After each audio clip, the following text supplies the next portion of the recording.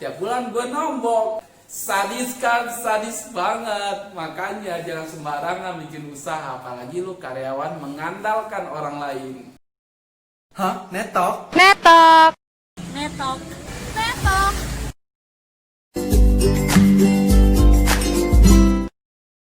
Hello guys, welcome back on my YouTube channel. Sebelum gue ngejulitin orang atau kasih sesuatu buat kalian, gue minta tolong dulu untuk jangan lupa di subscribe, komen, like, dan share sebanyak-banyaknya video ini.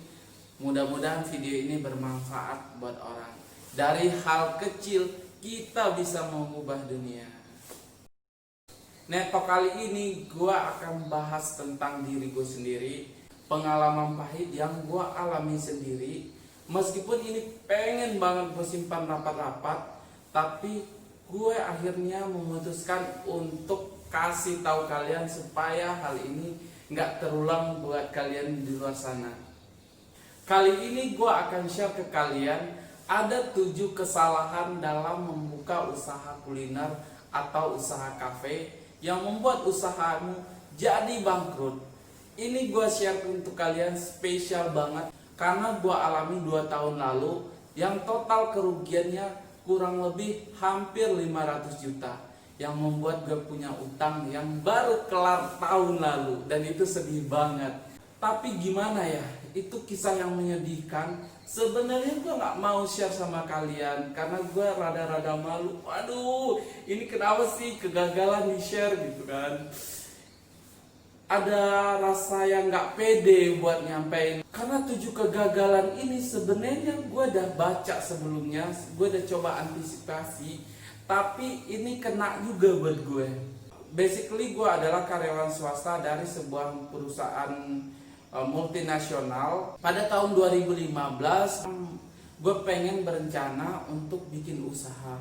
Usaha gue udah survei kemana-mana, akhirnya karena ada passion gue di kuliner, akhirnya gue memutuskan untuk bikin kafe di sebuah kota yang terletak di bagian timur, dekat dengan kantor. Ekspektasi gue adalah gue memperkerjakan orang supaya gue dapat income pasif lainnya sembari gue kerja. Itu ekspektasi gue. Namun ekspektasi itu bikin gue bangkrut guys. Apa sih yang membuat gue bangkrut? Ada 7 kesalahan gue yang harus kalian perhatikan supaya kalian tidak mengulangi seperti yang kejadian. Apa aja sih kesalahan gue sehingga usaha gue jadi bangkrut hingga mencapai 500 juta. Sebelum itu guys, tada! Gue mau promosiin amplang khas Kota Baru kali ini dari orang pedagang yang saat ini berjuang menghadapi COVID-19. So guys, kalian please, meskipun viewers gue masih ratusan, please harapannya ada 1 orang yang order, 1 atau 2 orang order, atau 10% dari viewersnya.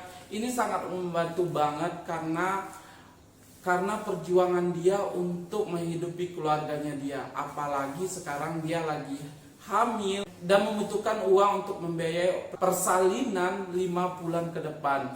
Please guys, good people yang di luar sana, kalian bantu dengan mengorder. Dia gak minta-minta sama kalian, tapi dia berjuang untuk dapetin uang.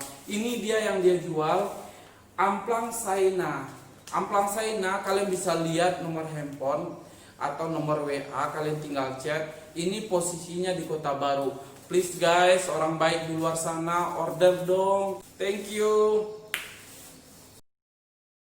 Oke, balik lagi ke cerita gue yang naas dan menyedihkan seantero jagat. Terutama gue 3 bulan gue gak bisa makan gara-gara itu mikirin ansongnya duit gue.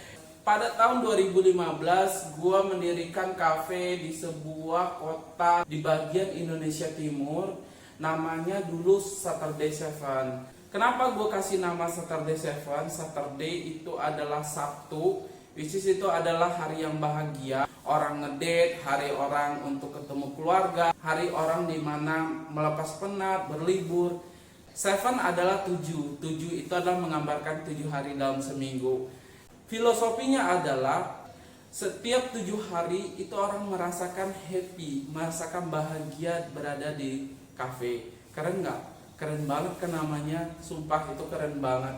Cumannya ini gue agak rada-rada ilfil sih mau ceritainnya. Tapi nggak apa-apa deh, supaya kalian tahu bahwa jangan sampai ngulangin kesalahan gue. Karena sesuatu dan lain hal, gue mengganti nama Saturday Seven menjadi Fonomi. Fonomi ini artinya adalah doa dan harapan seorang ibu untuk anak-anaknya supaya tetap sukses dan mapan. Guys, 7 kesalahan gue itu yang pertama adalah salah perencanaan. Sebelum gue bangun cafe ini, sebenarnya gue itu sudah melakukan riset dan survei secara detail. Perusahaan gue sering banget memberikan gue untuk training dan pelatihan tentang sales marketing dan yang ruang lingkup wirausaha. Akhirnya gue juga melakukan hal sama. Ada salah satu analisis yang gue lakukan namanya step analysis. Ini menurut gue sangat menarik. Akhirnya gue memutuskan untuk melakukan step analysis untuk membangun sebuah usaha kuliner. Yang awalnya direncanakan adalah usaha kuliner pecel ayam, pecel lele yang waktu itu booming di kota tersebut. Posisinya yang strategis sebenarnya cocok banget untuk bangun usaha itu. Usut punya usut, ada temen gue yang baru datang dari Jakarta dan dia menyarankan gue untuk bikin kafe aja sih, tanggung sayang, lagi booming juga loh kafe. Nah, gue yang udah melakukan survei sedemikian rupa, melakukan step analysis, akhirnya gue tinggalkan semua itu dan gue beralih ke perencanaan berikutnya, ngebangun kafe. Sial banget kan? Kesalahan kedua adalah tidak percaya fakta. Nah itu tadi gue udah melakukan survei dan melakukan analisis. Rumit deh gitu, karena gue sebelumnya juga kerja di bagian analis untuk manajer gue, sehingga gue tuh terbiasa dengan data. Nah gue ngelakuin survei sedemikian rupa seperti yang gue lakukan untuk perusahaan gue, yang hasilnya adalah usaha kuliner tuh paling tepat. Tapi itu lagi, gue gak percaya fakta itu. Akhirnya gue membangun kafe, di mana kafe adalah harus melakukan riset yang cukup panjang karena konsepnya itu lebih detail, nggak kayak kuliner seperti biasa. Beda loh kafe sama pecel ayam, pecel lele. Pecel ayam, pecel lele kalau sambal lo enak bisa laku. Kalau kafe dari A sampai Z lo harus maintain dengan baik. Nggak mungkin dong kafe nggak pakai mesin kasir, nggak mungkin dong kafe itu nggak punya bahan-bahan yang lu impor dari kota besar kalau misalkan ketersediaan bahan nggak ada gitu. Semuanya jadi kacau balau karena gue nggak percaya sama fakta yang udah gue siapkan. Kesalahan gue yang ketiga adalah tidak punya konsep yang jelas. Nah ini yang gue bilang, gue udah nggak percaya fakta, gue udah nggak percaya pada hasil riset yang gue adain sendiri. Ya pastilah karena mendadak gue beralih ke kafe dari usaha kuliner yang akan gue bangun. Itu dia, sehingga gue tidak memiliki riset atau fakta-fakta atau konsep-konsep yang akan gue suguhin buat konsumen. Padahal yang utama itu adalah customer at the core. Nah di sini nih kesalahan fatalnya gue, sehingga gue itu menyiapkannya tergesa-gesa. Banyak masalah yang gue lalui, mulai dari gue nggak survei dulu yang namanya supply-nya dari mana, gue nggak nyiapin dulu SDM-nya seperti apa, gue nggak siapin dulu desain dan konsepnya yang jelas, hanya namanya aja yang gue siapin. Karena konsep gak jelas inilah yang membuat gue jadi kelelahan dan sempat sakit. Wow, gue kalau ingat gitu ngeri-ngeri sedap gue. Nomor 4 adalah manajemen yang kurang tepat. Ini sih sangat penting banget ya. Kalau soal manajemen, minimum untuk kafe kita memiliki 4 bagian lah, meskipun ada bagian tertentu yang bisa kita cut yang dikerjakan oleh 2 orang. Pertama adalah bagian promosi dan operasional. Ini penting banget. Bagian promosi operasional ini bisa dikerjakan 1 orang dan bisa dilakukan oleh seorang operational manager yang merangkap jadi marketing. Bagian kedua adalah bagian kepersonalian. Sebenarnya ini bisa merangkap ke bagian operasional, tapi ini juga cukup rumit kalau mengerjakan juga marketingnya. 3 adalah itu bagian chef dapur dan supply. Keempat adalah accounting atau kasir.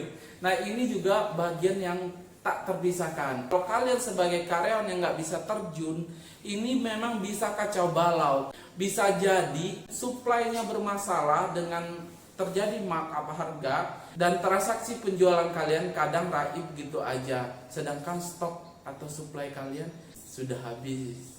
Nah, kacau kan? Pengeluaran terus banyak, pemasukan ditilep sama manajer yang tadi. Kesalahan yang kelima adalah gue salah menempatkan orang. Nah, ini agak lucu sih gitu kan. Gue agak sembrono di sini dan kalian juga harus paham banget, paham betul ini jangan sampai terjadi.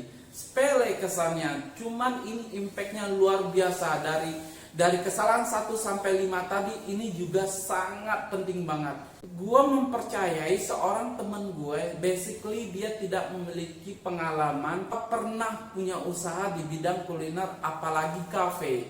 Datangnya dia ke gue dengan kata-kata yang sweet, dengan promising yang sangat baik dan presentasinya sangat baik. Orang bank memang gitu ya, karena mungkin marketing kali ya. Akhirnya gue percaya. Karena pengalamannya nggak ada, ya susah juga gitu loh. Susah juga, akhirnya juga kelimpungan sendiri. Dan karena dia ternyata terlibat utang, akhirnya nilep uang kafe. Pembelian di markup harganya, penjualan itu dihilangkan beberapa sebagian. Nah, tiap bulan gue nombok. Sadis kan, sadis banget. Makanya jangan sembarangan bikin usaha, apalagi lu karyawan mengandalkan orang lain. Gue pernah ngikutin salah satu seminar si anak singkong, Khairul Tanjung. Tahu dong siapa Khairul Tanjung? Salah satu miliarder di Indonesia, masuk top 10. Ada pertanyaan dari salah satu yang datang, dia bertanya seperti ini ke Khairul Tanjung. Pak, gimana sih Pak? Bisnis Bapak ini kayak menggurita di Indonesia, bahkan di luar negeri. Gimana sih Pak, Bapak membagi pikiran Bapak dengan usaha Bapak yang banyak? Itu pertanyaan dari salah satu orang di seminar tersebut. Khairul Tanjung bilang begini, paling penting buat saya adalah memilih orang, memilih kandidat, memilih direksi yang paling tepat untuk ditempatkan di lini usaha saya. Dimanapun usaha saya, bisnis apapun, saya mencari orang yang sangat tepat untuk menjalankan perusahaan saya. Meskipun orang tersebut mengambil sedikit dari perusahaan tersebut, tapi dia ngasih saya banyak, ngapain saya harus pusingin dengan hal yang kecil tersebut? Ini nih yang men-trigger gue untuk menutup kafe gue segera, karena gue menempatkan orang yang salah. So guys, lo yang di luar sana sebagai karyawan, kalau mau bisnis, benar-benar pikirkan lagi deh siapa orang yang tepat yang mau menjalani bisnis lo itu. Kesalahan gue yang keenam adalah mengabaikan cash flow. Gue sebagai karyawan terbiasa dengan pemasukan bulanan. Jadi nggak masalah dong kalau misalkan kurang-kurang dikit di kafe, gue ambil lagi tabungan gue. Nggak ada masalah dong karena gaji ini mau masuk lagi. Nah, itu hal stupid thing yang pernah gue pikirkan seumur hidup gue, dan gue suka ketawa mikirin itu. Gue udah kerja keras di kantor, kadang juga lembur, kadang extra effort untuk memikirkan analisa-analisa yang membuat gue juga pusing. Tapi gue juga datang ke cafe gue pada saat weekend juga bikin pusing banget gitu, pusing banget karena cash flow-nya berantakan. Akhirnya kestupitan gue, kestupitan gue adalah mengambil gaji gue buat nombokin kafe, dan itu berjalan 1 tahun. Makin rugi dong gue, makin rugi. Sumpah ini gue malu ya gitu. Mau gue share nggak video ini ya? Tapi nggak apa-apa deh. Kesalahan gue yang ketujuh dan yang terakhir ini, emang ini kesalahan yang paling bodoh yang pernah gue lakukan. Gue sebenarnya udah 4 kali punya usaha sebelum kafe ini. Memang sih semuanya bangkrut ya, alhamdulillah bangkrut. Karena gue bisa belajar banyak, motivasi diri banget sih gitu. Gila, kesalahan yang terakhir ini adalah mau nyari untung atau cari sensasi.